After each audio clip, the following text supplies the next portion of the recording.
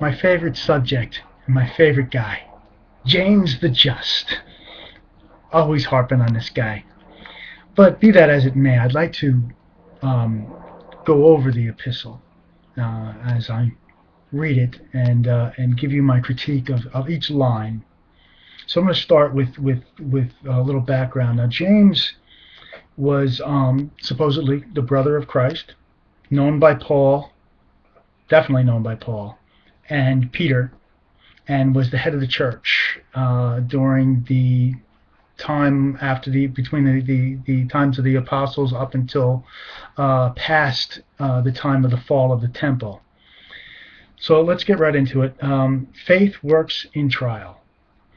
James, a bondservant of God and of the Lord Jesus Christ. So him being a bondservant of God, there's nothing out of line with what he's saying here. We're all prisoners of grace, right? To the 12 tribes which are scattered abroad. Now this statement right here gives rise to the idea that this was written after the fall of the temple in 70 AD.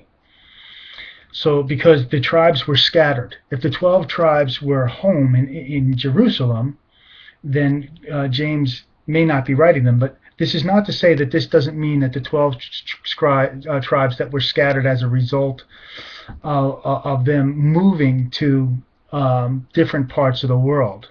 But it seems to make sense that this was written at a time after the fall. Greetings, my brethren. Count it all joy when you fall into various trials, knowing that the testing of your faith produces patience. But let patience have its perfect work, that you may be perfect and complete, lacking nothing. Now I want to mention something about James here. He is not saying anything too much more than what a good rabbi would say. So when I'm comparing James, I'm actually comparing James to what a good Jewish rabbi would say, and whether or not his statements line up with what the gospel proclaims. If any of you lacks wisdom, let him ask of God, who gives to all liberally and without reproach, and it will be given to him. But let him ask in faith, with no doubting. For he who doubts is like a wave of the sea, driven and tossed by the wind. Now, I want to focus on that statement right there and ask you a question. Can you make yourself believe to the point where you can't doubt? Is doubting something that you can control by your self-will? Let me put it another way. If I told you that in order to be saved you must believe that Santa Claus comes across the sky and drops down in the chimneys and leaves presents for little boys and girls and candy canes, and I told you that you must believe it without doubting, otherwise you won't get any presents, what happens is you don't get any presents, right? So you must say, I just don't have enough faith in Santa Claus. And this is the problem with somebody who says you must make yourself believe something. You either believe something or you don't. And this right away sets up what a good rabbi would say about make yourself have faith, because this is all about your own will causing faith. For let not that man who doesn't have faith suppose that he will receive anything from the Lord. So now you set up that if you doubt the slightest amount, well, if your prayer wasn't answered, it was because you didn't put enough effort into your own faith. Do you understand where this all of a sudden sets up or puts you in a position where now you must try to gin up with inside yourself, pull yourself up by your own bootstraps, if that's possible, faith? This is why I have a lot of problems with this book. Let not that man suppose that he will receive anything from the Lord. He is a double-minded man, unstable in all his ways. See, faith is a gift.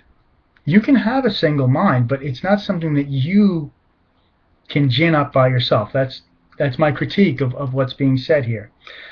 Let the lowly brother glory in his exaltation, but the rich in his humiliation, because a flower of the field will for as a flower of the field he will pass away.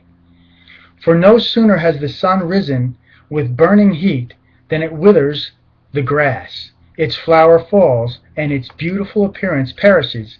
So the rich man also will fade away in his pursuits.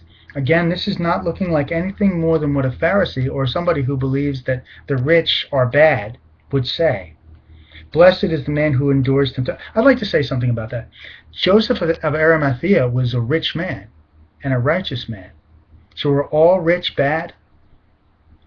This is not to say that James is saying that all rich are bad, but he really harps on being rich.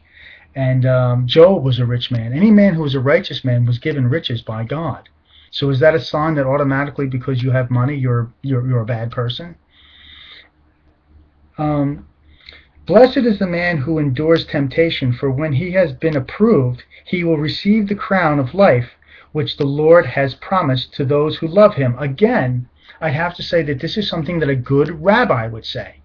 Because you see, we love God because he loves us first. If we know the love of God in our hearts, then we know that love. But see, this is setting up the idea that you need to gin up with inside yourself love for God. And also within yourself the ability to endure temptation. Now this is not to say that we don't have will at all, because God puts it in us both the will and to do. But you see, all of the focus here is is nothing more than what a good rabbi would say. Let no one say when he is tempted, I am tempted by God. For God cannot be tempted by evil, nor does he himself tempt anyone. I would say that he himself, maybe not, but he sends Satan to do so. And I can show in the book of Job where God incited Satan to test Job. So let no one say when he is tempted, I am tempted by God, for God cannot be tempted by evil, nor does he himself tempt anyone. But each one is tempted when he is drawn away by his own desires and enticed. Right. It is true that we have a sinful nature, but also God does send somebody like Satan to push us or push our buttons to go in the wrong direction. And this is all of this gist of speaking is talking about your responsibility, which is important. But notice that this is not this is what a rabbi would say. It hasn't spoken about the power of grace and the power of Christ in your life to teach you how to trust in Christ, and in that way, by walking by the Spirit and not by the will of the flesh, you can overcome sin. Where Paul says that those who walk by the Spirit will not be taken over by the sinful nature. This is contrary. Then, when desire has conceived, it gives birth to sin, and sin, when it is full grown, brings forth death. Again, this is not anything that a rabbi wouldn't say, but this is not saying anything about Jesus Christ yet. Do not be deceived, my beloved brethren. Every good gift and every perfect gift is from above, and comes down from the Father of lights, with whom there is no variation or shadow of turning. Of his own will he brought us forth by the word of truth, that we might be a kind of firstfruits of his creatures. Now this is the first saying that has any resemblance to the gospel, that he brought forth. By God's own will he brought us forth. So this statement here, I would say, would be inclusive in a gospel statement that James has made. So then, my brethren, let every man be swift to hear, slow to speak, slow to wrath. For the wrath of man does not produce the righteousness of God. Again, this is still a rabbinical statement talking about what you do, not what Christ has done. It does say that God has brought forth words of truth and has saved us by his grace, by faith in him. But it goes right back into the idea of what you do. This is James's position. Therefore lay aside all filthiness and overflow of wickedness, and receive with meekness the implanted word, which is able to save your souls. This again is a very good word, but this is not anything more that I haven't heard from like a lordship salvation preacher. Receive Christ, now walk in the law. So So what I'm seeing here is I'm not seeing a very strong gospel message in James. I'm seeing a very strong message when it comes to walking by the law, which I believe in, but the message is not centered on grace. It is true that we shouldn't walk in filthiness. Paul would agree with this. I would agree with this. But what I'm saying here is that the gist of what James is saying is talking about your works. But be doers of the word and not hearers only, deceiving yourselves. For if anyone is a hearer of the word and not a doer, he is like a man observing his natural face in a mirror. For he observes himself, goes away, and immediately forgets what kind of man he was. So now, I'm going to say that if you're the type of person who sees yourself in the mirror and you're trying to change yourself, I would again say that now what you're doing is you're walking by your own will to try to make yourself a better person. This is not mentioning that by the grace of God, who loves us first and taken away that law that oppresses us, that we walk in that and that we're perfected by that.